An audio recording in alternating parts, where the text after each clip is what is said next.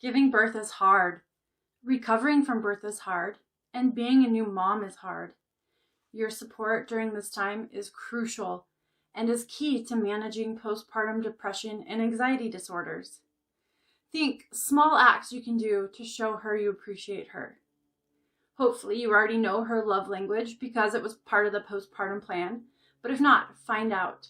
There's a free quiz online that you should both take. But most all new moms have acts of service near the top. So try to pick up a little bit more of the slack than you're used to, and try not to ask too much of her the first few weeks. Don't let the first few days or so fool you. Your partner will probably be high on birth hormones. She may have unexplained bursts of energy and try to do too much. So encourage her to rest as much as possible and be on her feet as little as possible. You saw what she went through at birth, but you need to realize what her body is still going through on the inside. If you get to see the placenta, which I recommend you check it out, it's so cool. It's like the size of a dinner plate on average. Where that detached from inside of her uterus is now an open wound. Think of people's reaction if someone was walking around with that wound on the outside of their body. You'd say, what are you doing up? Go get back in bed and go rest. Exactly. Our society expects way too much of women postpartum. It's like, as soon as we have a baby, we're expected to bounce back to our normal tasks and erase all evidence that we were ever pregnant, except for this perfect little baby. But that's so far from how it should actually work. Now is the time to love on her. Help her however you can before she even asks. Now's your time to shine. I'm going to start with sleep, since that's kind of the biggest adjustment for most families and the most likely to interfere with functioning day to day.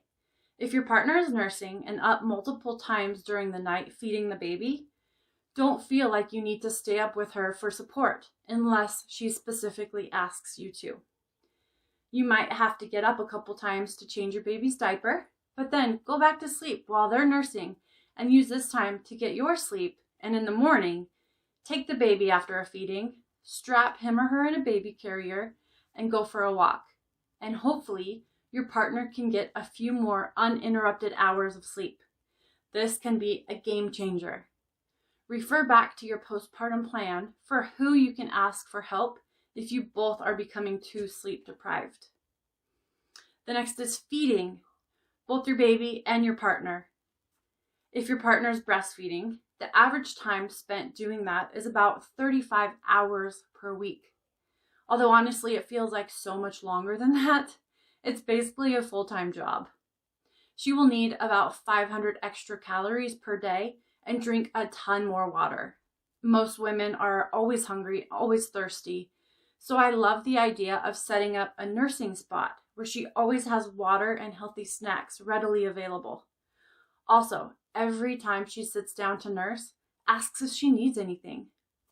Tell her how much you appreciate her, how she's doing an amazing job, and hold space for her feelings and emotions. It's not always easy, but it is worth it. If you didn't already know, women are actual superheroes. This definitely isn't an extensive list, but the last topic I'm going to talk about is mental health. You, as her partner, are the one that knows her the best. You are on the front lines to watch her and be aware of possible postpartum depression and anxiety signs. She may be weepy and emotional the first couple weeks, which is pretty normal and usually considered the baby blues. But if symptoms persist after that or start to affect her quality of life, you may want to reach out for some help. Some things you should look out for are if she's feeling overwhelmed and exhausted and insecure, crying spells, excessive sadness, hopelessness, despair, anger, irritability, frustration, repetitive fears and worries, lack of interest in daily activities and relationships, lack of interest in bonding with the baby, things like that.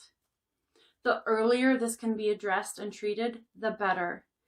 There is such a stigma around postpartum depression and anxiety, but it is way more common than we think. So, approach it gently, reassure her. Say, this is not your fault, and you are not alone. You will get better. Encourage her to talk about her feelings and listen without judgment. Encourage her to take time for herself and rest more. Trying to do it all will likely just worsen the symptoms. Use the list of family and friends she can reach out to on your postpartum plan and get professional help. And the last thing, tell her she's an amazing mom and how beautiful she is every day, even if she doesn't believe it and doesn't want to hear it.